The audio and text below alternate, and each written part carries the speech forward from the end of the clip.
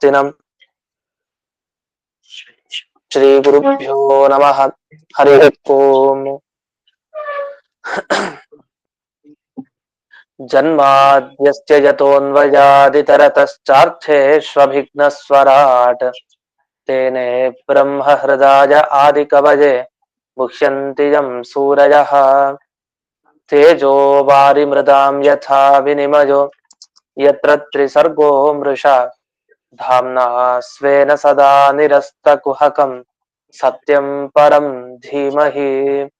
ಓಂ ಸ್ವಸ್ತ್ಯಸ್ತು ಸತಾಂ ಅಶೇಷ ಸನ್ಮಂಗಲಾನಿ ಭವಂತು. ಸಮ್ಯಕ್ ಶ್ಲೋಕೈಕ ಶ್ರವಣ ಪಠನ ಮಾತ್ರೇಣ ವಕ್ತುಶ್ಚ ಶ್ರೋತॄಣಾಂ ನಿಖಿಲ ಕಲಿಕೃತ ಕಲ್ಮಷ ಅಪನೋದನ ಪಟುತರೆ ಶ್ರೀಮದ್ಭಾಗವತೆ ಮಹಾಪುರಾಣೆ ಪ್ರಥಮ ಸ್ಕಂಧೆ ದಶಮಾಧ್ಯಾಯೇ ಅದ್ಯ ಕಥಾನುವಾದೇ ಸತಿ ಕಿಂಚಿತ್ ಪೂರ್ವ ಕಥಾನುವಾದಃ.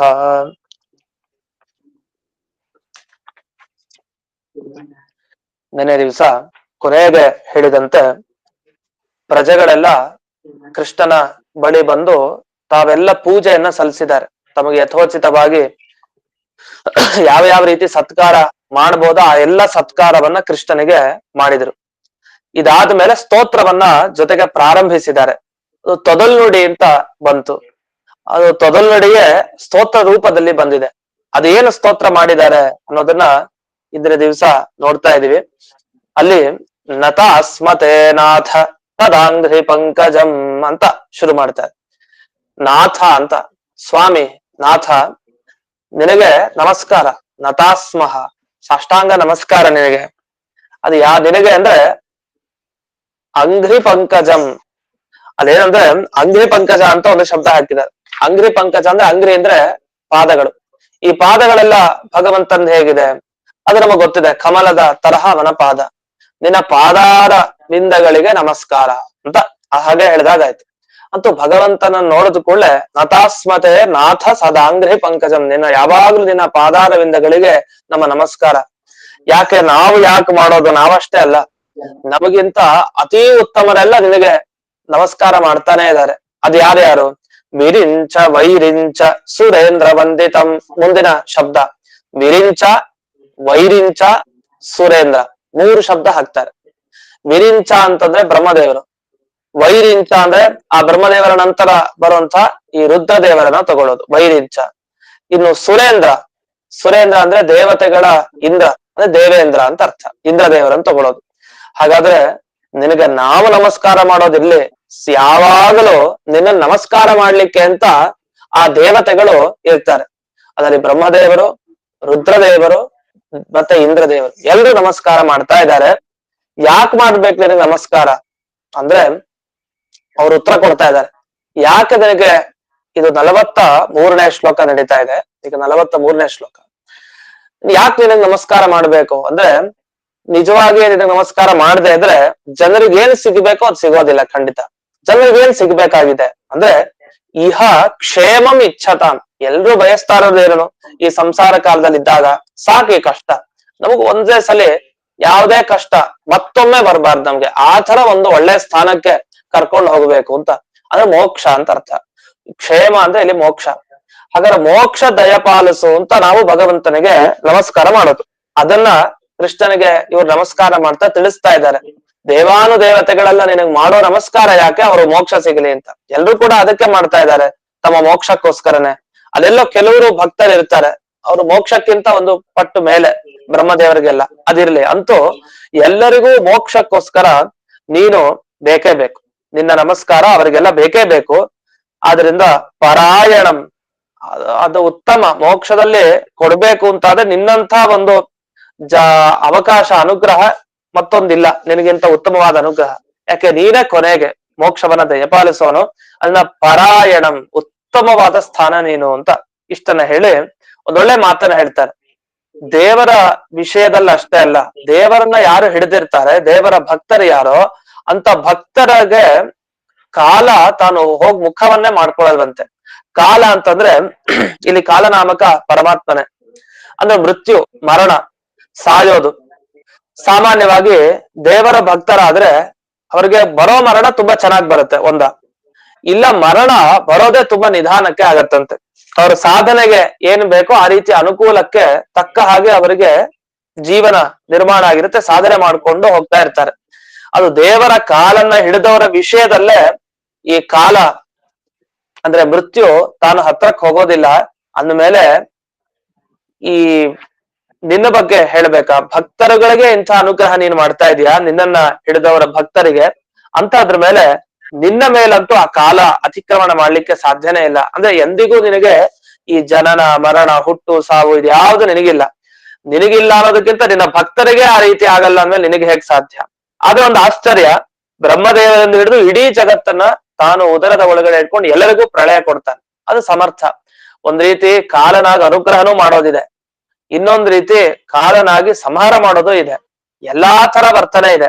ಆದ್ರೆ ನಿನ್ನ ಭಕ್ತರ ಮೇಲೆ ದಯೆ ಬಂದ್ರೆ ನಿನಗೆ ಎಂದಿಗೂ ಅವರು ಕಾಲ ಮೃತ್ಯುವಿಗೆ ಅಷ್ಟು ಬೇಗ ಸಿಲುಕೋದಿಲ್ಲ. ಅವ್ರ ಸಾಧನೆ ಎಲ್ಲ ಮುಗ್ದಿದ್ರೆ ಆಗ ಮೃತ್ಯು ಬಂದು ಕಬಳಿಸಿಕೊಂಡು ಹೋಗುತ್ತೆ. ಅದ್ರ ಒಳಗಡೆ ಬಂದು ಮೃತ್ಯು ಯಾವುದೇ ಹಾನಿ ಮಾಡೋದಿಲ್ಲ. ಅದು ನಮ್ಗೆ ಎಷ್ಟು ವಯಸ್ಸಾಗಿರುತ್ತೋ ಇಷ್ಟು ವಯಸ್ಸು ಇದು ಒಬ್ಬ ಜೀವ ಅವನು ಸಾಧನೆ ಮಾಡ್ಬೇಕು ಅಂತ ಇದ್ರೆ ಅಷ್ಟೇ ಸಾಧನೆ, ಮತ್ತ ಆಮೇಲೆ ಇಲ್ಲ.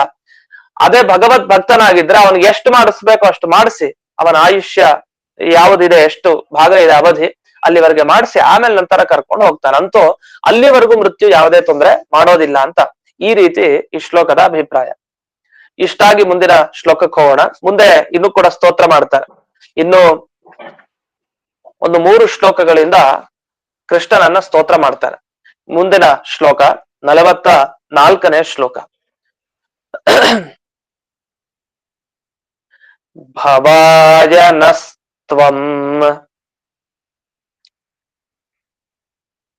ಭವ ವಿಶ್ವಭಾವನ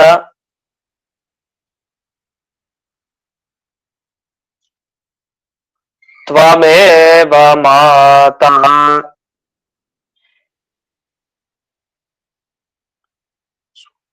ಅಲ್ಲಿ ಆತ್ಮ ಅಂತ ಶಬ್ದ ಬಿಡಿಸ್ಕೊಳ್ಬೇಕು. ಅದನ್ನ ಬಿಡಿಸ್ದೆ ಜೊತೆಗೆ ಹೇಳಿದ್ರೆ ಅವಾಗ ತ್ವಮೇವ ಮಾತಾತ್ಮ ಸಹೃತ್ ಪತಿ ಪಿತಾ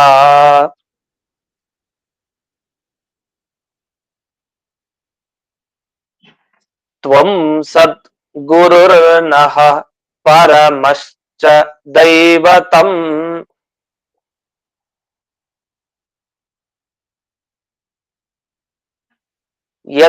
ಯಸ್ಯಾನುವೃತ್ತ್ಯಾ ಕೃತಿನೋ ಬಭೂವಿಮ.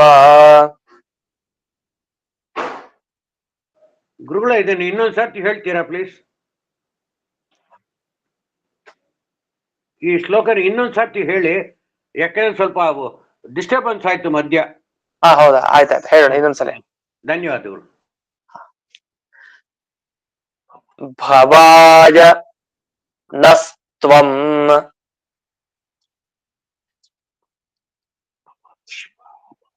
ಭವ ವಿಶ್ವಭಾವನ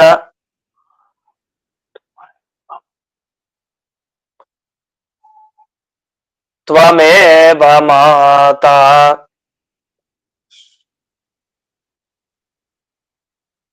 ತ್ವಮೇವ ಮಾತಾತ್ಮ ಸಹೃತ್ ಪತಿ ಪಿತಾ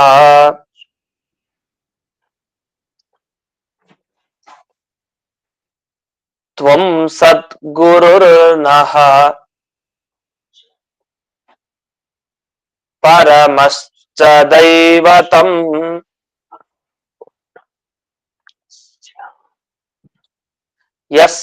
ಯಸ್ಯಾನುವೃತ್ತ್ಯಾ ಕೃತಿನೋ ಬಭೂವಿಮ.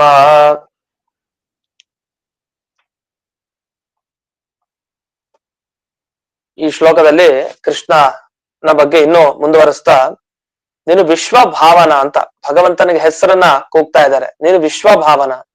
ಏನ್ ವಿಶ್ವಭಾವನ ಅಂದ್ರೆ, ವಿಶ್ವ ಅಂದ್ರೆ ಸಮಗ್ರ ಜಗತ್ತು. ಈ ಎಲ್ಲ ಜಗತ್ತಿಗೆ ಒಂದು ಅಸ್ತಿತ್ವ ಇದೆ ಅಂತ ಆದ್ರೆ ಅದು ನೀನೇ ಅಂತ, ನೀನೇ ಕಾರಣ. ಅದಕ್ಕೆ ಇಡೀ ಜಗತ್ತನ್ನ ಒಂದು ಕ್ಷಣದಲ್ಲಿ ಧೂಳಿಪಟ ಮಾಡ್ಬೋದು, ಸಂಹಾರ ಮಾಡ್ಬೋದು, ಪ್ರಳಯ ಆಗುವಂತೆ ಮಾಡ್ಬೋದು. ಆದ್ರೆ ಅಸ್ತಿತ್ವ ಹಾಗೆ ಉಳ್ಕೊಂಡಿದೆ ಅಂದ್ರೆ ವಿಶ್ವದ ಅಸ್ತಿತ್ವ, ವಿಶ್ವದ ಸತ್ವ ಅದಿದೆ ಇನ್ನೂ ಕೂಡ ಅಂದ್ರೆ ಅದಕ್ಕೆ ಮುಖ್ಯ ಕಾರಣ ನೀನೇ, ವಿಶ್ವಭಾವನ ಅಂತ. ಈ ರೀತಿ ಪ್ರತಿಯೊಬ್ಬರ ಚೇಷ್ಟೆಗಳಿಗೂ ಪ್ರಮುಖ ಕಾರಣ ಪರಮಾತ್ಮ. ಆ ಚೇಷ್ಟೆಗಳಿಗೆ, ಆ ಚೇಷ್ಟೆ ಮಾಡ್ಬೇಕು ಅಂದ್ರೆ, ಚೇಷ್ಟೆ ಅಂದ್ರೆ ಅವ್ರು ಮಾಡುವಂತ ಪ್ರತಿಯೊಂದು ಕೆಲಸ, ನನಗಿದು ಬೇಕು, ನನಗಿದು ಹಿತಕ್ಕೆ ಕಾರಣ, ನನಗಿದು ಮಾಡಿದ್ರೆ ಕೆಟ್ಟದ್ದಾಗತ್ತೆ, ನನಗ್ ಬೇಡ ಅಂತ ನಾವು ಬಿಡ್ತೀವಿ. ಕೆಲವ್ದು ನಮ್ಗೆ ಇದು ಒಳ್ಳೇದಾಗತ್ತೆ ಅಂತ ಅದನ್ನ ಹಿಡ್ಕೊಳ್ತೀವಿ. ಈ ತರ ಅನೇಕ ರೀತಿಯಾಗಿ ಬಯಕೆ, ಇಚ್ಛೆಯನ್ನ ಪಟ್ಟು ನಾವು ಅಂತ ಕೆಲಸದಲ್ಲಿ ತೊಡಗ್ತೀವಿ. ಇಂಥ ಚೇಷ್ಟೆಗಳೆಲ್ಲ ಏನಿದೆ, ಇಂಥ ಚೇಷ್ಟೆಗಳಿಗೆಲ್ಲ ನೀವೇ ಕಾರಣ. ಒಳಗಡೆ ಇದ್ದು ನೀವು ಪ್ರೇರಣೆ ಮಾಡಿದಾಗ ಮಾತ್ರ ಅದು ಸಾಧ್ಯ. ಆದ್ರೆ ಈ ಪ್ರೇರಣೆ ಎಲ್ಲ ಹೋಗ್ಲಿ, ಮೊದಲು ನಾವ್ ಇದೀವಲ್ಲ, ಇರೋದಕ್ಕೆ ಪರಮಾತ್ಮ ಬೇಕು ಅಂತ, ಅದನ್ನ ವಿಶ್ವಭಾವನ ಅಂತ ಹೇಳಿದ್ರು. ಇಷ್ಟಾಗಿ ಒಂದು ಮಾತನ್ನ ಹೇಳ್ತಾರೆ. ಅವ್ರಿಗೆಲ್ಲ ನೋಡಿ ಎಂಥ ಭಾವನೆ ಇತ್ತು ಕೃಷ್ಣನ ಬಗ್ಗೆ. ಅವ್ರಿಗೆ ಕೃಷ್ಣನ ಸೇವೆ ಮಾಡಿ ಮಾಡಿ ಅವರು ಪೂರ್ತಿ ಪುಣ್ಯವಂತರಾಗೋಗಿದ್ದಾರೆ. ದೇವರೇ ಸಾಕ್ಷಾತ್ ಕಣ್ಮುಂದೆ ಓಡಾಡ್ತಾ ಇದ್ದಾನೆ, ಪಕ್ಕಕ್ಕೆ ಹೋಗ್ತಾನೆ, ಜೊತೆಗೆ ಊಟ ಮಾಡ್ತಾನೆ, ಪಕ್ಕಕ್ಕೆ ಮಲ್ಕೊಂಡಿರ್ತಾನೆ, ದೇವರೇ ಕೃಷ್ಣನೇ. ಇಷ್ಟೆಲ್ಲ ಭಾಗ್ಯವನ್ನ ಪಡೆದ ಅವ್ರು ಹೇಳ್ತಾರೆ, ನಿನ್ನ ಸೇವೆ ಚೆನ್ನಾಗ್ ಆಗೋಗಿದೆ ನಮ್ಗೆ, ಆ ಸೇವೆಯಿಂದ ನಮ್ಗೆ ಧನ್ಯವಂತರಾಗ್ಬಿಡಿದ್ವಿ, ಬಹಳ ಪುಣ್ಯ ನಾವು ಮಾಡ್ಬಿಡಿದೀವಿ, ಒಳ್ಳೆ ಸಾರ್ಥಕ ಜೀವನ ನಮ್ದಾಯ್ತು ಅಂತ ಕೃಷ್ಣನ ಬಳಿ ಸ್ತೋತ್ರ ಮಾಡ್ತಾ ಹೋಗ್ತಾರೆ. ಅಂತ ನೀನು ನಮ್ಗೆ ಏನ್ ನೀಡ್ಬೇಕು ಅಂದ್ರೆ ನಮ್ಮ ಪ್ರಾರ್ಥನೆ ಇಷ್ಟೇ, ಭವಾಯ ನಸ್ತ್ವಂ ಭವ ವಿಶ್ವ ಭಾವನ. ಈ ಒಂದ್ ಸಾಲಿದೆಲ್ಲ ಬಹಳ ಚೆನ್ನಾಗಿರುವಂತಹ ಮಾತಿದು. ನಾವೆಲ್ಲ ಹೇಳ್ತೀವಿ ಮಂಗಳಾಯ ನಮೋ ನಮಃ, ಮಂಗಳ ನಿನಗೆ, ಮಂಗಳಕ್ಕೆ ಕಾರಣ ಆಗು ನನಗೆ, ಮಂಗಳಂ ಭವ, ಮಂಗಳಾಯ ಭವ, ಹೀಗೆಲ್ಲ ಹೇಳ್ತೀವಿ. ಹಾಗೆ ಅಲ್ಲಿ ಭವಾಯ ನಹಸ್ತ್ವಂ ಭವ ವಿಶ್ವ ಭಾವನ, ವಿಶ್ವಭಾವನ ನೀನು, ಭವಾಯ ಭವ ಅಂತ ಪ್ರಾರ್ಥನೆ. ಭವಾಯ ಅಂದ್ರೆ ಮಂಗಳ ಅಂತ ಅರ್ಥ. ಈ ಭವ ಅನ್ನೋ ಶಬ್ದ ಸಾಮಾನ್ಯವಾಗಿ ರುದ್ರದೇವರನ್ನ ಹೇಳಲಿಕ್ಕೂ ಬಳಸ್ತಾರೆ, ಭವಾಯ ಅಂತ. ಭವ ಅನ್ನೋ ಶಬ್ದವನ್ನ, ಇದೊಂದು ಸಂಸಾರ ಅನ್ನೋ ಅರ್ಥವನ್ನ ಹೇಳುತ್ತೆ. ಇಲ್ಲಿ ಭವ ಅನ್ನೋ ಶಬ್ದಕ್ಕೆ ಏನರ್ಥ ಅಂದ್ರೆ ಸಂಪತ್ತಿಗೆ ಅಂತ ಅರ್ಥ. ಭವ ಅಂದ್ರೆ ಸಂಪತ್ತು. ಏನು ಸಂಪತ್ತು? ಜ್ಞಾನ, ಭಕ್ತಿ, ವೈರಾಗ್ಯ, ಇದೇ ನಿಜವಾದ ಸಂಪತ್ತು. ಈ ಸಂಪತ್ತಿಗೆ ಕಾರಣ ಆಗು ಭವ ಅಂತ ಕೇಳ್ತಾ ಇದ್ದಾರೆ. ಅವರಿಗೆ ಜ್ಞಾನ ಇದೆ, ಭಕ್ತಿನೂ ಇದೆ, ವೈರಾಗ್ಯನೂ ಬಂದಿದೆ. ಇಲ್ಲ ಅಂದ್ರೆ ಇಷ್ಟೆಲ್ಲ ಸ್ತೋತ್ರ ಮಾಡ್ಲಿಕ್ಕೆ ಬರುತ್ತಾ? ಇಷ್ಟೆಲ್ಲ ಅದ್ಭುತವಾದ ಸ್ತೋತ್ರ ಬಾಯ ಹೊರಗಡೆ ಬರ್ತಾ ಇದೆ ಅಂದ್ರೆ ಖಂಡಿತ ಅವರಿಗೆ ಇದೆಲ್ಲ ಸಿಕ್ಕಿರ್ಬೇಕು. ಆದ್ರೆ ಸಿಕ್ಕಿದ್ರು ಇನ್ನೂ ಜಾಸ್ತಿ ಬೇಕಾಗಿದೆ, ಅದ್ರಲ್ಲಿ ಇನ್ನೂ ಮುಂದಕ್ಕೆ ಹೋಗ್ಬೇಕು. ಅದು ಯಾವತ್ತೂ ಪೂರ್ತಿ ಅಂತ ಇಲ್ವೇ ಇಲ್ಲ, ಮುಂದಕ್ಕೆ ಹೋಗ್ತಾನೆ ಇರ್ಬೇಕು. ಆ ದೃಷ್ಟಿಯಲ್ಲಿ ಭವಾಯ ನಮ್ಮ ಎಲ್ಲ ಜ್ಞಾನ, ಭಕ್ತಿ, ವೈರಾಗ್ಯ, ಸಂಪತ್ತುಗಳೇನಿದೆ ಅಲ್ಲ, ಇದಕ್ಕೆಲ್ಲ ನಮ್ಗೆ ಕಾರಣ ಆಗು ಅಂತ. ಯಾಕೆ ಇಷ್ಟೆಲ್ಲ ನನ್ನ ಹತ್ರ ಪ್ರಾರ್ಥನೆ ಮಾಡ್ತಾ ಇದೀರಿ? ನಿಮ್ಗೆ ನನ್ನ ಹತ್ರ ಅಂಥ ಭಾವನೆ ಏನಿದೆ ಅಂದ್ರೆ, ಅವ್ರು ಹೇಳ್ತಾರೆ, ನಿನ್ನ ಬಗ್ಗೆ ನಾವೇನಂತ ಕರಿಬೇಕು? ನಮ್ಮ ತಂದೆ ಯಾರು ಅಂದ್ರೆ ಅದ್ ನೀನೇ ನಮ್ಮ ತಂದೆ ಅಂತ ಹೇಳ್ತಾರೆ ಇವರು. ಇನ್ನು ದೇವತೆ ಅಂದ್ರೆ ಯಾರು? ಅತಿ ಸರ್ವೋತ್ತಮ ದೇವತೆ ನಿಮಗೆ ಯಾರು ತುಂಬಾ ಇಷ್ಟ ಅಂದ್ರೆ ಆ ಪ್ರಜೆಗಳ ಹತ್ರ ಕೇಳಿದ್ರೆ, ಈ ಕೃಷ್ಣನ ಹತ್ರ ಯಾರು ಸ್ತೋತ್ರ ಮಾಡ್ತಾ ಇದ್ದಾರೆ ಅವ್ರು ಹೇಳೋದ್ ಒಂದೇ, ನಮ್ಮ ತಂದೆ ಅಂದ್ರೆ ಅದು ಕೃಷ್ಣನೇ ನಮ್ಮ ತಂದೆ. ಮತ್ತೆ ತುಂಬಾ ಶ್ರೇಷ್ಠ ದೇವತೆ ಯಾರು? ಅದು ನಮ್ಮ ದೇವತೆ ಅಂದ್ರೆ ಅದು ಕುಲದೇವತೆ ಅವನೇ, ಆ ಕೃಷ್ಣನೇ ಕುಲದೇವತೆ. ಜೊತೆಗೆ ತಾಯಿ ಅಂದ್ರೇನು? ಆ ತಾಯಿ ಅಂದ್ರು ಅದೇ ಕೃಷ್ಣನೇ ತಾಯಿ. ಮತ್ತೆ ಒಳ್ಳೆಯ ಸ್ನೇಹಿತ, ಏನು ಉಪಕಾರ ಅಪೇಕ್ಷೆ ಇರದೆ ಸ್ನೇಹಿತ ಯಾರು? ಅದು ನಮ್ಮ ಕೃಷ್ಣನೇ. ಸರಿ, ಸ್ವಾಮಿ ಯಾರು? ಅದು ನಮ್ಮ ಕೃಷ್ಣನೇ.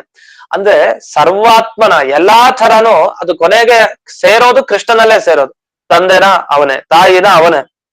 ಹೀಗೆ ಈ ಭಾಗವತದ ಈ ಶ್ಲೋಕದಲ್ಲಿ ಅವರ ಪೂರ್ತಿ ಭಾವನೆ ಹೇಗಿತ್ತು ಕೃಷ್ಣನ ಬಗ್ಗೆ? ತ್ವಂ ಸದ್ಗುರುರ್ನಃ, ಸದ್ಗುರು ಅಂತ ಶಬ್ದ ಬಳಸಿದ್ರು. ಸದ್ಗುರು ಅಂತಂದ್ರೆ ಏನು? ಒಳ್ಳೆಯ ಗುರುಗಳು ಅಂತ ಅರ್ಥ. ಒಳ್ಳೆಯ ಗುರು, ಒಳ್ಳೆಯ ದೈವಿ ಸಂಪತ್ತನ್ನ ಪಡೆದಿರುವಂತಹ ಗುರುಗಳಿಗೆ ಸದ್ಗುರು ಅಂತ ಕರೀತಾರೆ. ನಿಜವಾದ ಸದ್ಗುರು ಯಾರು? ನಮಗ್ ಲೋಕದಲ್ಲಿ ಸಿಗೋದಿಲ್ಲ ಯಾರು ಕೂಡ. ನಾವೆಲ್ಲ ಅನೇಕ ಹೆಸರುಗಳನ್ನ ಇಟ್ಕೊಂಡಿರ್ತೀವಿ. ಕೃಷ್ಣ ಅಂತ ಹೆಸರು, ರಾಮ ಅಂತ ಹೆಸರು, ಇನ್ನೇನೋ ಹೆಸರು. ಯಾವುದು ಸಾರ್ಥಕ ಅಲ್ಲ.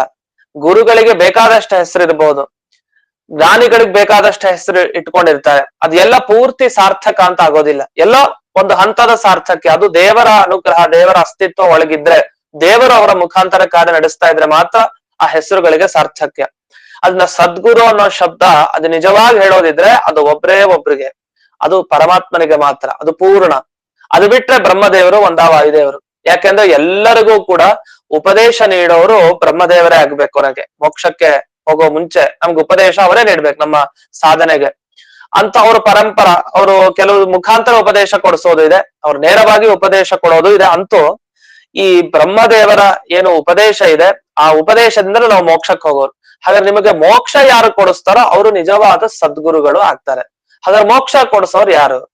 ಪರಮಾತ್ಮ, ಅವನ ಆಜ್ಞೆಯಿಂದ ಬ್ರಹ್ಮದೇವರು ಅಥವಾ ವಾಯುದೇವರು ಅಷ್ಟೇ. ಇನ್ಯಾರು ನಮಗೆ ಸದ್ಗುರುಗಳು ಸಿಗೋದೇ ಇಲ್ಲ. ಇನ್ನೆಲ್ಲಾರು ಕರಿತೀವಿ ಅಂದ್ರೆ ಅವರ ಒಳಗಡೆ ಆ ಮುಖ್ಯ ಪ್ರಾಣನ ಆವೇಶನೋ, ಆ ಭಗವಂತನ ಆವೇಶನೋ ಅಷ್ಟಿದೆ, ಅದರಿಂದ ಅವರೆಲ್ಲ ಸದ್ಗುರುಗಳು, ಒಳ್ಳೆ ಗುರುಗಳು ಅಂತ ಅಷ್ಟೇ. ನಿಜವಾಗಿ ತ್ವಂ ಸದ್ಗುರು ನಹ ಅಂತ ಈ ಭಾಗವತದ ಈ ಪದ್ಯದಲ್ಲಿ ಸದ್ಗುರು ಆದೋ ನೀನೆ ಅಂತ ಈ ಪರಮಾತ್ಮನನ್ನ ಪ್ರಾರ್ಥಿಸ್ತಾ ನಃ ಪರಮಶ್ಚ ದೈವತಂ, ನಮಗೆ ಪರಮ ದೈವತೆ ಅಂತ ಇರೋದಾದ್ರೆ ನೀನೆ. ಇನ್ನು ತ್ವಮೇವ ಮಾತಾ, ನೀನೇ ತಾಯಿ ಮಾತಾ. ಆತ್ಮ ಸಹೃತ್, ನಮಗೆ ತುಂಬಾ ಹತ್ತಿರದ ಸ್ನೇಹಿತ ಅಂದ್ರೆ ಅದು ನೀನೆ. ಮತ್ತೆ ಪತಿಹಿ ಪಿತಾ, ನೀನು ಪತಿಯೂ ಹೌದು ಪಿತಾ ತಂದೆಯೂ ಕೂಡ ಹೌದು ಅಂತ ಇಷ್ಟು ಪ್ರಾರ್ಥನೆಯನ್ನ ಮಾಡಿದ್ರು. ಇಲ್ಲಿ ಟಿಪ್ಪಣಿಯಲ್ಲಿ ಒಂದು ವಿಚಾರ ಬರೀತಾರೆ, ಯಾಕೆ ಇವನು ಸದ್ಗುರು ಅಂತ ಒಂದು ಕಾರಣ ಕೊಡ್ತಾರೆ. ಸದ್ಗುರು ಅಂದ್ರೆ ಏನು? ನಿರ್ದೋಷ ಗುರುಸ್ಥಾನೀಯ. ಒಬ್ಬ ಗುರು ಅಂದ್ರೆ ಅವನಲ್ಲಿ ಯಾವುದೇ ದೋಷ ಇರಬಾರ್ದು, ಬಹಳ ಕಷ್ಟ. ಗುರುಗಳಾದ್ರೂ ಕೂಡ ದೋಷ ಇರೋದು ಸಹಜ. ಆದ್ರೆ ಇಲ್ಲಿ ಸದ್ಗುರು ಅಂತ ವಿಶೇಷಣ ಕೊಟ್ಟಿದ್ದು ಯಾವುದೇ ದೋಷನೂ ಇರಬಾರ್ದು ಅಂತ ಒಬ್ಬ ಗುರು ಜಗತ್ನಲ್ಲಿ ಸಿಗ್ತಾನ. ಅದ್ ಸಿಗೋದಿದ್ರೆ ಅವನೊಬ್ನೇ, ಅದು ಪರಮಾತ್ಮ ಒಬ್ಬನೇ. ಅಂತ ಯಾವುದೇ ದೋಷ ಇಲ್ಲದೆ ಇರುವಂತ ಉಪದೇಶ ನೀಡುವಂತ ಗುರು ಅದು ನೀನಾಗಿದೀಯಾ ಅಂತ ಇವರು ಪ್ರಾರ್ಥನೆ ಮಾಡೋ ಕ್ರಮ. ಇನ್ನು ತಾಯಿ ಯಾಕೆ ಅಂದ್ರೆ, ತಾಯಿ ಏನ್ ಮಾಡ್ತಾಳೆ? ಮನೆಯಲ್ಲಿ ಮಕ್ಕಳಿದ್ರೆ ಮಕ್ಕಳಿಗೆ ಏನ್ ಬೇಕೋ, ಮಕ್ಕಳು ಆಸೆ ಪಟ್ಟಿದ್ದನ್ನ ಅಭೀಷ್ಟ ಪೂರಣೆ ಮಾಡೋದು ತಾಯಿ. ಆಸೆ ಪಟ್ಟಿದ್ದನ್ನ ತಕ್ಷಣ ಮಾಡಿ ತಯಾರು ಮಾಡಿ ಕೊಟ್ಟು ಮಕ್ಕಳಿಗೆ ತೃಪ್ತಿಯನ್ನ ಪಡಿಸೋಳು. ಆದ್ರೆ ತಾಯಿ ಆದ್ರೂ ಕೂಡ ಎಷ್ಟು ತೃಪ್ತಿಯನ್ನು ಪಡಿಸ್ಲಿಕ್ಕೆ ಸಾಧ್ಯ? ಏನೋ ತಿನ್ನೋದು, ಅದೋ ಇದೋ ಮತ್ತೊಂದು ಅಷ್ಟೇ. ತನ್ನ ಸಾಮರ್ಥ್ಯ ಎಷ್ಟಿದೆಯೋ ಅಷ್ಟಕ್ಕಿಂತ ಜಾಸ್ತಿ ಪ್ರಯತ್ನ ಪಟ್ಟು ಒಂದಿಷ್ಟು ಮಾಡಬಹುದು. ಅದಕ್ಕೆ ಅವಳಿಗೆ ತಾಯಿ ಮಾತಾ ಅನ್ನೋ ಶಬ್ದವನ್ನ ಹಾಕ್ತಾರೆ. ಆದ್ರೆ ಭಗವಂತ ನಿಜವಾದ ಮಾತಾ ಅವನೇ, ತಾಯಿ. ಯಾಕೆ? ನಮಗ್ ಬೇಕಾಗಿರೋದು ಇದೆಲ್ಲ ನಿಜ, ಬೇಕಾಗಿಲ್ಲ ಅಂತಲ್ಲ. ಆದ್ರೆ ಮೋಕ್ಷ ಬೇಕಲ್ಲ, ಮೋಕ್ಷ ನಮಗೆ ಅಭೀಷ್ಟ. ಅದು ಅಭೀಷ್ಟ ಅಂತ ಅವನೇ ತಿಳಿಸ್ತಾನೆ. ನೋಡಿ, ನಿಮ್ಗೆ ಇಷ್ಟಪಡ್ಬೇಕಾಗಿರೋದು ಮಕ್ಕಳು, ನೀವೆಲ್ಲ ಜೀವರೆಲ್ಲ ಮಕ್ಕಳು ಇಷ್ಟಪಡ್ಬೇಕಾಗಿದ್ದು ಯಾವುದು? ಮೋಕ್ಷವನ್ನ ಇಷ್ಟಪಡ್ಬೇಕು. ಮೋಕ್ಷ ಇಷ್ಟಪಡದೇನೆ ಇನ್ಯಾವುದೋ ಇಷ್ಟಪಟ್ಕೊಂಡು ಅದ್ರಲ್ಲಿ ಮುಳುಗಿದಿರಿ. ಆ ಮೋಕ್ಷ ಇಷ್ಟ ಅಂತ ತೋರಿಸ್ಕೊಟ್ಟು ಆ ಮೋಕ್ಷವನ್ನ ದಯಪಾಲಿಸ್ತಾನ, ಕೊಡ್ತಾನಲ್ವಾ? ಹಾಗಾದ್ರೆ ನಿಜವಾದ ತಾಯಿ ಅಂದ್ರೆ ಅದು ಅವನಿಗೆ. ಆ ತಾಯಿಯ ಸ್ಥಾನ ಪೂರ್ತಿ ಮಾಡೋನು ಆ ಭಗವಂತ ಮಾತ್ರ ಅನ್ನೋದು ಈ ಶ್ಲೋಕದ ಅಭಿಪ್ರಾಯ. ಜೊತೆಗೆ ಪಿತಾ ಅಂದ್ರೆ ತಂದೆ. ಕಾಪಾಡೋನನ್ನ, ತಂದೆಯನ್ನ ಪಿತಾ ಅಂತ ಕರೀತಾರೆ. ಎಷ್ಟು ಕಾಪಾಡ್ತಾನೆ? ಯಾರು ಕೂಡ ಶಾಶ್ವತ ಅಲ್ಲ ಈ ಜಗತ್ನಲ್ಲಿ. ಜನ್ಮದಲ್ಲಿ ನಮಗೆ ತಂದೆ ತಾಯಿ ಇರ್ತಾರೆ, ಮುಂದಿನ ಜನ್ಮದಲ್ಲಿ ಮತ್ತೊಬ್ರು ಅಥವಾ ಅವರೇ ಆಗಿರ್ಬೋದು. ಅಂತೂ ಬೇರೆ ಬೇರೆ ಆಗ್ತಾನೆ ಹೋಗ್ತಾರೆ. ಅವರಿಗೆ ಅವರನ್ನ ನೋಡ್ಕೊಳ್ಲಿಕ್ಕೆ ಕಷ್ಟ ಅಂತಂದ್ಮೇಲೆ ಇದು ಮತ್ತೊಬ್ಬರ ಪಾಲನೆ ಎಷ್ಟು ವರ್ಷ ಮಾಡ್ಲಿಕ್ಕೆ ಸಾಧ್ಯ? ಅದು ಅಸಾಧ್ಯ. ಹಾಗಾದ್ರೆ ಜನ್ಮಾಂತರಕ್ಕೂ ಕೂಡ ಕಾಪಾಡೋನು ಅಂತಂದ್ರೆ ಅದು ಪರಮಾತ್ಮ ಮಾತ್ರ. ಅದರಿಂದ ಪಿತೃಸ್ಥಾನ, ತಂದೆ ಅಂದ್ರೆ ಅದು ಭಗವಂತನೇ ತಂದೆ. ಇನ್ನು ಪತಿ ಅನ್ನೋ ಶಬ್ದಕ್ಕೆ ಇಲ್ಲಿ ಸ್ವಾಮಿ ಅಂತ ಅರ್ಥ, ಒಡೆಯ ಅಂತ ಅರ್ಥ. ನಿಜವಾಗಿ ನಮಗೆ ಸ್ವಾಮಿ ಅವನೇ, ಯಾರು ನಮಗೆ ಸ್ವಾಮಿ ಅಲ್ಲ. ನಿಜವಾಗಿ ದೊಡ್ಡ ಸ್ವಾಮಿ ಅವನೊಬ್ಬನೇ. ಈ ರೀತಿ ಅವನ ಬಗ್ಗೆ ಹೇಳ್ತಾ ಆತ್ಮಸಹೃತ್ ಕೊನೆ ಶಬ್ದ. ಆತ್ಮಸಹೃತ್ ಅಂದ್ರೆ ನಾವು ಕೆಲವ್ರನ್ನ ಬೇಡ್ಕೊಳ್ಬೇಕಾಗತ್ತೆ, ಸಹಾಯ ಮಾಡಿ ಅಂತ. ಅಷ್ಟು ಬೇಡ್ಕೊಂಡ್ಮೇಲೆ ಅವ್ರು ಸಹಾಯ ಮಾಡ್ತಾರೆ. ನಿಜ, ಮಾಡೋದು ಯಾಕೆ? ನಮ್ಮಿಂದ ಏನಾದ್ರು ಉಪಕಾರ ಇದ್ರೆ ಅವ್ರು ಮಾಡ್ತಾರೆ, ಇಲ್ಲ ಯಾಕೆ ಮಾಡ್ತಾರೆ? ಸುಮ್ನೆ ಮಾಡೋದಿಲ್ಲ. ಕನಿಷ್ಠ ಪಕ್ಷ ಇವನಿಗೊಂದು ಸಹಾಯ ಮಾಡೋದ್ರಿಂದ ನನಗೊಂದಿಷ್ಟು ಪುಣ್ಯನಾರು ಸಿಗತ್ತೆ ಅಂತನಾದ್ರೂ ಮಾಡ್ತಾರೆ ಸಹಾಯ. ಅಂತೂ ಸುಮ್ನೆ ಯಾರು ಏನೋ ಪ್ರಯೋಜನ ಇಲ್ಲದೆ ಯಾರು ಮಾಡಲ್ಲ. ಆದ್ರೆ ಭಗವಂತ ಹಾಗಲ್ಲ. ನಾವು ಪ್ರಯತ್ನ ಪಡ್ಬೇಕು ಅಂತಿಲ್ಲ, ಅವನಿಗೆ ಇಷ್ಟ ಆದ ಅಂತಾದ್ರೆ ಆ ಭಕ್ತ ತಾನಾಗೆ ಬಂದು ಅವನಿಗೆ ಅನುಗ್ರಹವನ್ನ ಮಾಡ್ತಾನೆ. ಯಾವುದೇ ಉಪಕಾರದ ಅಪೇಕ್ಷೆ ಅವನಿಗೆ ಇಲ್ಲವೇ ಇಲ್ಲ. ಯಾಕೆ? ಪೂರ್ಣ ಕಾಮ ಎಲ್ಲವನ್ನು ಪಡೆದಿದ್ದಾನೆ. ಹೀಗೆ ನೀನು ನಮಗೆಲ್ಲನೂ ಕೂಡ ಆಗಿದೆಯಾ, ನೀನು ನನ್ನ ಭಕ್ತಿ ಜ್ಞಾನ ವೈರಾಗ್ಯಗಳಿಗೆ ಕಾರಣ ಆಗು, ಈ ಸಂಪತ್ತನ್ನ ನೀಡಿ ನಮ್ಗೆ ಅನುಗ್ರಹ ಮಾಡು ಅಂತ ಪ್ರಾರ್ಥನೆ ಮಾಡಿದ್ರು. ಇಷ್ಟಾದ್ಮೇಲೆ ಒಂದು ಆಶ್ಚರ್ಯಕರವಾದ ಒಂದು ಮಾತನ್ನ ಹೇಳ್ತಾರೆ. ಅವರ ಭಾಗ್ಯ ಎಷ್ಟು ಅಂತ ಅವರೇ ಹೇಳ್ತಾರೆ. ಅಂದ್ರೆ ಅವ್ರ ಜ್ಞಾನ ಇದೆಯಲ್ಲ ನೋಡಿ, ಅದು ಬಹಳ ಆಶ್ಚರ್ಯ. ಕೃಷ್ಣ ಹತ್ರಕ್ಕಿದಾನೆ ಅಂದ ಕೂಡ್ಲೆ, ದೇವರ ಹತ್ರ ಇದ್ದ ಕೂಡ್ಲೆ ಅವನು ದೇವರು ಅಂತ ಜ್ಞಾನ ಯಾವಾಗ್ಲೂ ಇರ್ಬೇಕು ಅಂತಿಲ್ಲ. ಅದು ಬಂದು ಹೋಗ್ತಾ ಇರತ್ತೆ, ಒಂದು ಕ್ಷಣ ಬಂದು ಹೋಗ್ಬೋದು. ಅವ್ರ ತಾರತಮ್ಯ ಒಬ್ಬೊಬ್ಬರ ಯೋಗ್ಯತೆ ಪ್ರಕಾರ ಆಗ್ತಾ ಇರುತ್ತೆ.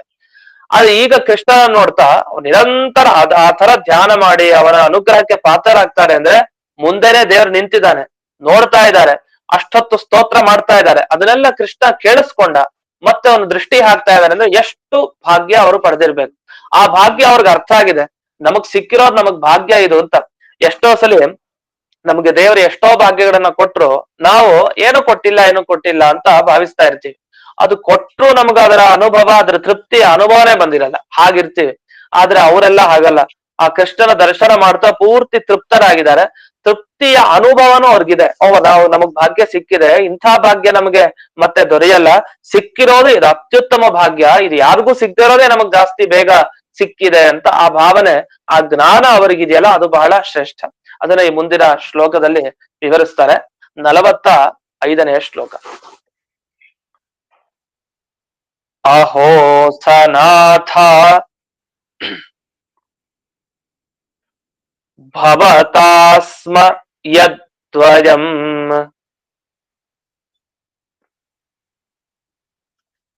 ತ್ರೈವಿಷ್ಟಪಾನಾಂ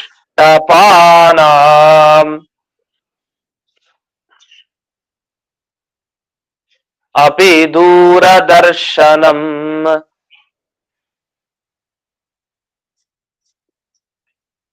ಪ್ರೇಮ ಸ್ಮಿತ ಸ್ನಿಗ್ಧ ನಿರೀಕ್ಷಣಾನನಂ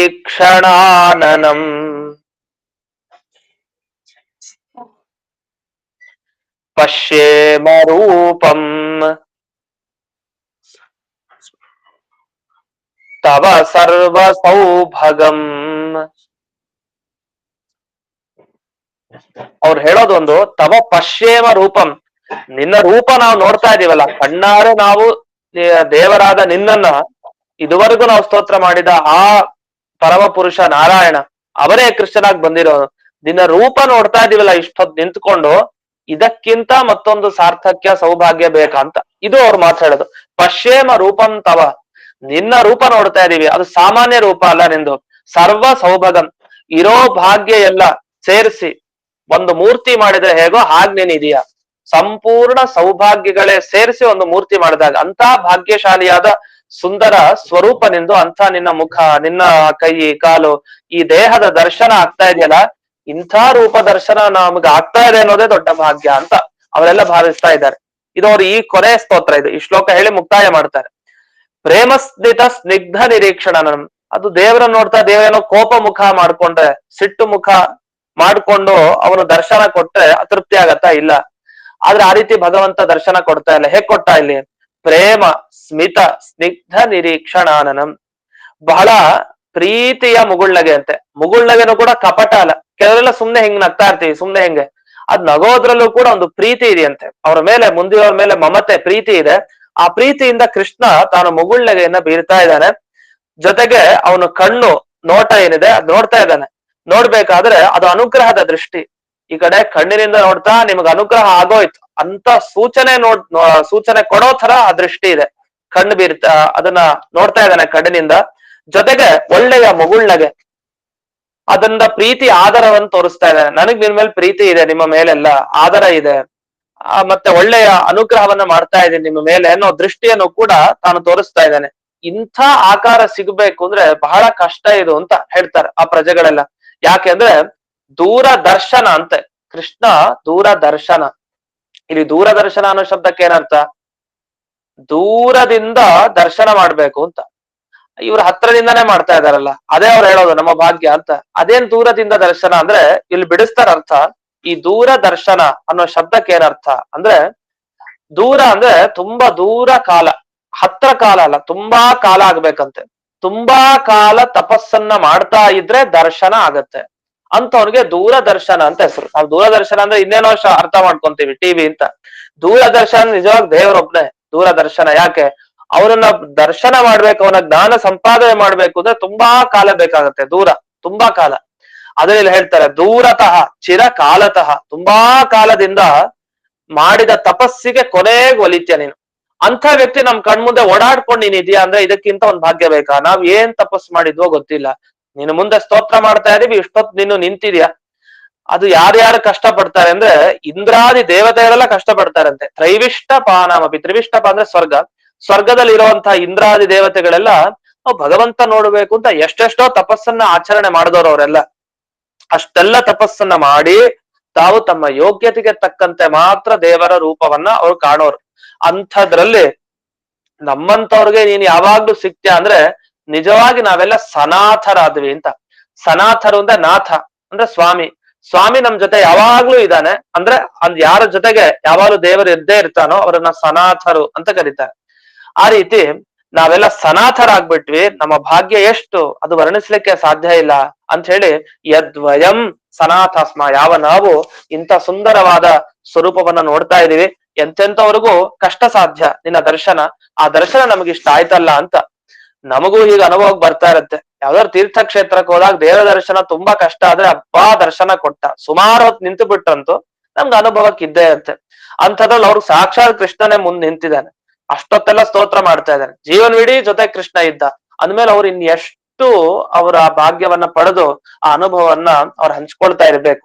ಅಂತ ಅನುಭವವನ್ನ ಕೊನೆಗೆ ಅವ್ರು ಹಂಚ್ಕೊಂಡಿದ್ದಿಷ್ಟು, ನಿನ್ನ ದರ್ಶನ ಇಂಥ ದರ್ಶನ ಆಗ್ತಾ ಇದೆಯಲ್ಲ, ಆ ಮುಗುಳ್ನಗೆ ಮತ್ತೆ ಆ ನೋಟ ಎರಡು, ಈ ದರ್ಶನ ಇದೆಯಲ್ಲ ಇದಂಥ ಅದ್ಭುತ ರೂಪ ನಮಗ್ ಆಗ್ತಾ ಇದೆ ಅಂತ ತಾವು ಪ್ರಾರ್ಥನೆಯನ್ನ ಮಾಡಿಕೊಂಡ್ರು. ಇದಾಗಿ ಮುಂದಿನ ಶ್ಲೋಕದಲ್ಲಿ ಸ್ವಲ್ಪ ವರ್ಣನೆ ಇದೆ, ಅದು ವರ್ಣನೆ ಮಾಡಿ ಮುಂದಕ್ಕೆ ಅವರು ಮುಕ್ತಾಯವನ್ನ ಮಾಡೋರಿದ್ದಾರೆ. ಅದೇನು ಅಂತ ನಾಳೆ ದಿವಸ ನೋಡೋಣ ಅಂತ ಹೇಳ್ತಾ ಇಂದಿನ ಪಾಠವನ್ನ ಅಸ್ಮದ್ ಗುರುವಂತರ್ಗತ ವ್ಯಾಸತೀರ್ಥ ಗುರುವಂತರ್ಗತ ಭಾರತೀರಮಣ ಮುಖ್ಯ ಪ್ರಾಣಾಂತರ್ಗತ ಶ್ರೀವನ್ಮೂಲ ಗೋಪಾಲಕೃಷ್ಣನಿಗೆ ಅರ್ಪಣೆ ಮಾಡ್ತೇನೆ. ಶ್ರೀಕೃಷ್ಣ ಅರ್ಪಣ.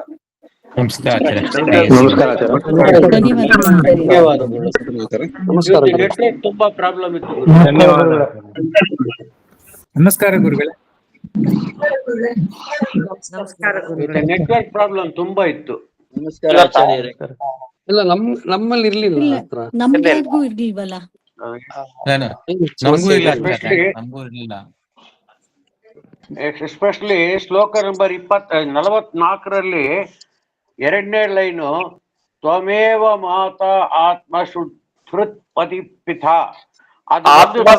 ಪತಿಪಿತ.